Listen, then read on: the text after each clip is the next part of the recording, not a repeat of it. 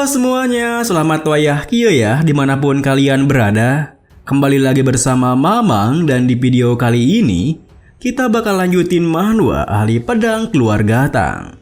Kita masuk di part 7. Di awal video ini, tentu saja Yumyong menggunakan belatinya bukan tanpa alasan, di mana ia melakukannya karena merasakan adanya tatapan yang menjijikan dari sana. Yumyong bahkan bertanya-tanya apakah mungkin itu adalah keluarga Jaegal yang tengah memperhatikannya. Meskipun sebelumnya pendekar Wonjin sempat bilang kalau di pertandingan Gu Poison tidak ada orang lain selain partisipan yang boleh ikut campur tangan. Apa yang Yumyong alami barusan membuatnya merasa kurang yakin akan hal itu. Ditambah lagi, Yumyong sadar betul kalau keluarga Jaegal sudah ikut campur sejak awal kompetisinya. Jadi mungkin saja mereka juga ikut campur di pertandingan Gu Poison kali ini. Meskipun begitu, apapun yang mereka rencanakan, Yumyong berniat untuk membiarkan mereka mencoba sesukanya. Karena ia bisa menyelidiki mereka setelah pertandingan Gu Poison-nya berakhir. Di sisi lain, di sebuah ruangan khusus yang digunakan keluarga Jaegal untuk memantau pertandingannya, terlihat Pak Changin yang nampak terengah-engah dengan napasnya. Tubuhnya bahkan gemetaran tatkala ia berpikir, "Aku dilindungi beberapa lapisan formasi, tapi dia bisa mengenaliku. Jika aku tidak segera menarik kembali pandanganku dari dalam dunia formasi, aku pasti sudah menjadi buta." Selain itu, swordmanship miliknya menebas lapisan formasi dan mencapai intinya. Aku tidak pernah melihat swordmanship setinggi itu dalam hidupku. Aku salah menilainya. Dia bukanlah seseorang yang bisa kita atasi. Jika dia menyadari niat asli kita, dia pasti akan membalas dendam pada kita. Kita harus menghentikan nomor 28 tak peduli apapun caranya. Kita beralih pada ketua tim 4, Tang Herin, yang nampaknya terluka cukup parah. Di tengah darahnya yang terus mengucur, Tang Herin yang berusaha kabur dari seorang yang melukainya berpikir, "Kenapa akhirnya jadi begini? Aku tidak ingin mati. Aku hanya ingin mendapat hasil yang memuaskan. Bergabung dengan militer dan mencari uang untuk orang tuaku yang kelaparan. Kenapa akhirnya jadi begini? Aku tidak pernah menginginkan posisi ketua klan muda. Rencanaku adalah menyerah dan mengundurkan diri setelah mencapai kesepakatan. Tetapi orang itu tiba-tiba muncul dan langsung menghabisi kita semua. Lupakan yang namanya menyerah. Tujuan orang itu adalah membunuh kita semua. Siapapun yang aku temui, aku akan menyerah untuk siapa saja. Ketua tim dari grup lainnya masih hidup, bukan? Aku akan keluar dari keluarga Tang kalau orang itu yang menjadi ketua klan mudanya." Sayangnya, ketidakberuntungan kembali menghampirinya, di mana alih-alih bertemu dengan ketua tim lain, ia malah kembali bertemu dengan seseorang yang telah melukainya, yang mana itu adalah Tang Geklin. "Mau kemana kau? Kau ini banyak bicara, tapi kau tidak bisa bertahan lama.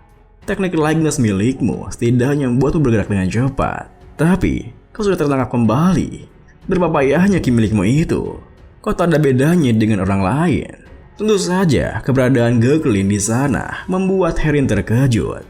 Ditambah lagi ia bisa melihat Geklin yang dengan santainya menenteng kepala Tang Jiol dan juga Tang Myungso, hingga ia pun berteriak ketakutan. "Kenapa kau sampai melakukan ini? Kau tidak harus melakukannya. Kita semua berada di keluarga Tang." Geklin pun tersenyum membalas, "Memangnya kenapa? Aku tidak pernah sekalipun menganggap diriku sebagai salah satu anggota keluarga Tang Sichuan." Tepat setelah mengatakan itu, Geklin dengan cepat menebaskan pedangnya hingga kepala Herin terlepas dari tubuhnya, bahkan sebelum ia bisa bereaksi. Kita beralih kepada Yumyong yang kini menghentikan larinya setelah menemukan sebuah gua. Dan karena tidak ada manusia lain di sekitar, artinya tidak ada resiko ia akan bertemu orang lain. Dengan begitu, Yumyong pun masuk ke guanya lalu mengeceknya dengan seksama. Dan karena tak ada apa-apa di sana yang berbahaya, Yumyong pun memutuskan untuk naik level transenden di sana.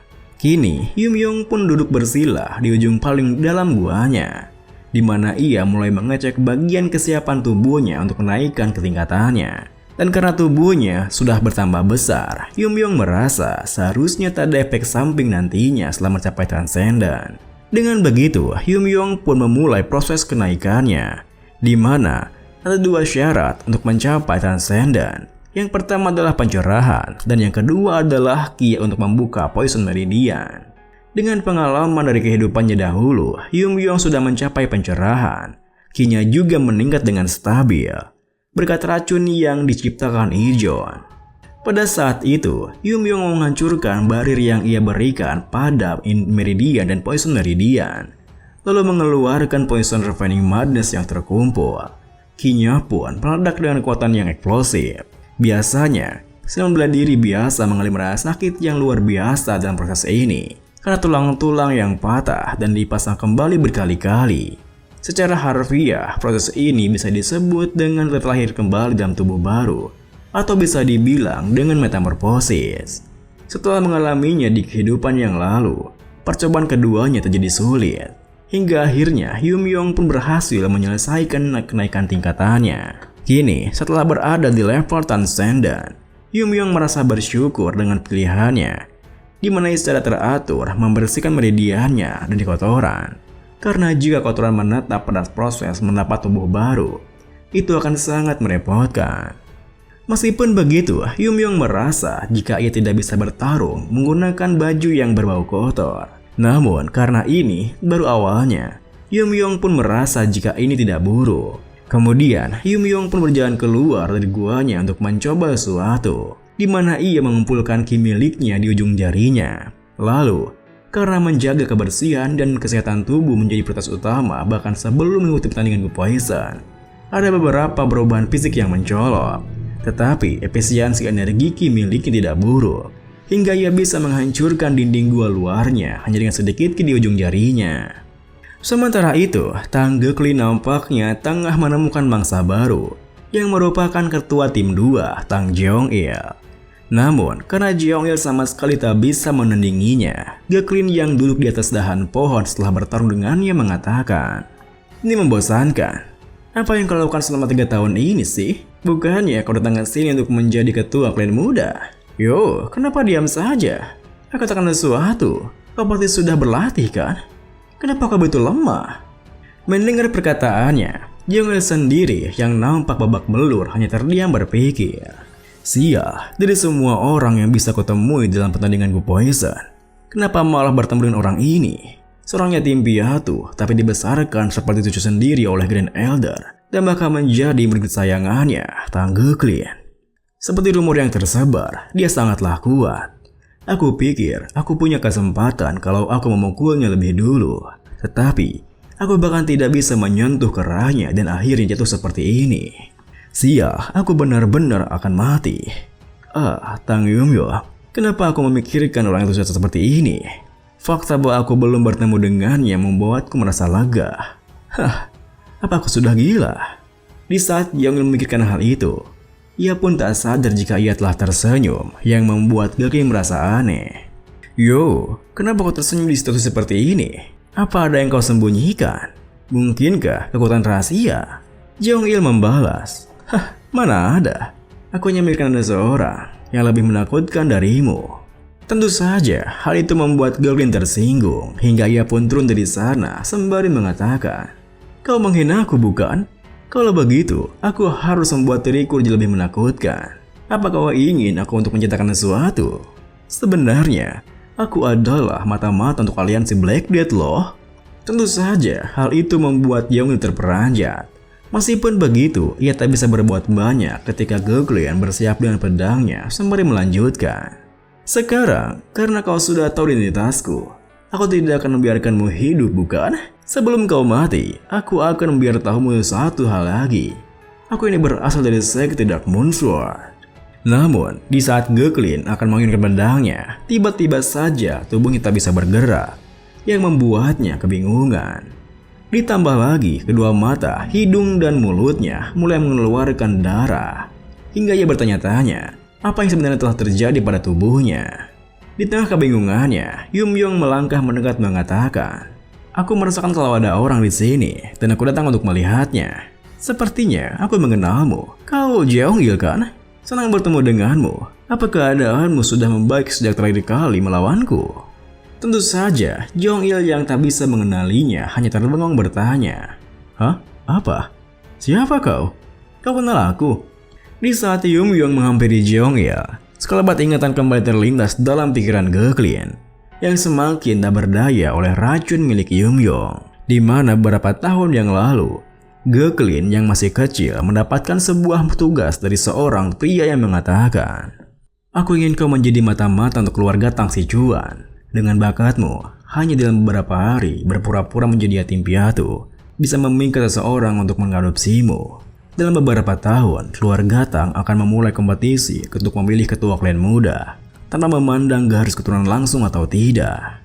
Turunkanlah peringkat mereka dengan mengeliminasi partisipan lain yang datang telat. Jika kau kembali setelah menyelesaikan misi, semua anggota keluarga ini akan mengakuimu." Setelah mengingat hal itu, Geklin bisa merasakan jika perutnya terasa seperti meleleh. Hingga ia bertanya-tanya, apa orang yang baru datang itu yang melakukannya? Apa yang sebenarnya dia lakukan kepadanya? Namun, tanpa memedulikan kondisi Geklin, Jeong Il yang mulai bisa mengenalinya bertanya, Kau ini Yumyong? Tang Yumyong yang itu?" Yumyong mengangguk membenarkannya. "Benar, kenapa? Kau ingin aku membanting wajahmu ke tanah lagi agar kau percaya?" Jeong Il yang merinding dengan momen itu pun membalas, Tidak. Kau memang Yumyong, aku percaya." Sembari menunjuk ke arah Geklin di belakangnya, Yumyong menimpali. "Sudahlah, tapi orang itu mengaku menjadi mata-mata kan?" Jeong Il dengan cepat membalas, "Iya, benar, dia sendiri yang mengakuinya." Seketika muncul, aku mendengarnya dengan jelas. Mendengar hal itu, Yumyong pun terdiam sebentar di mana ia penasaran apa Geklin lah yang mengawasinya saat ia masuk ke pegunungan Gangdong waktu itu.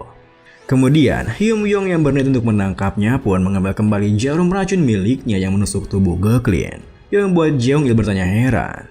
"Wah, ada racun di jarumnya? Kau melapisi jarum itu dengan racun kan? Tapi racun macam apa yang menghasilkan efek reaksi sebesar ini? Dari jarum yang kecil itu?" Alih-alih menjawabnya, Yumyong malah balik bertanya, "Apa kau sudah melihat partisipan lainnya?" Jeong Il yang merasa canggung membalas, Tidak.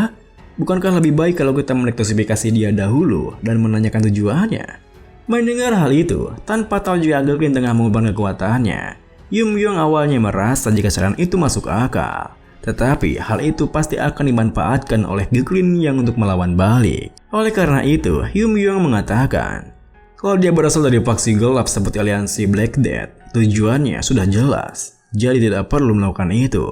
Jeong Il yang baru menyadarinya membalas, "Benar sih, tapi kau sudah banyak berubah. Maksudku, kita dulu bertengkar, tapi kau sama sekali tidak terpengaruh. Kalau pertengkaran itu tetap menjadi masalah, akulah yang akan terbaring di sana sekarang. Untuk waktu itu, aku merasa sangat bersalah. Aku mohon maafkan aku." Melihat tingkahnya yang seperti itu, Yumyong yang tak bermasalahkannya pun mengatakan, "Lupakanlah, aku tidak suka memikirkan masa lalu, jadi biarkan saja."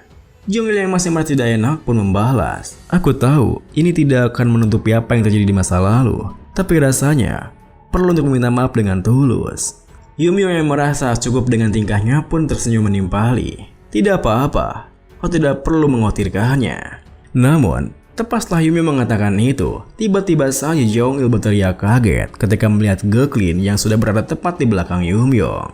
Sembari memainkan pedangnya dengan kuat, Geklin berpikir, "Kalau aku mati, setidaknya aku akan membawa kalian bersamaku."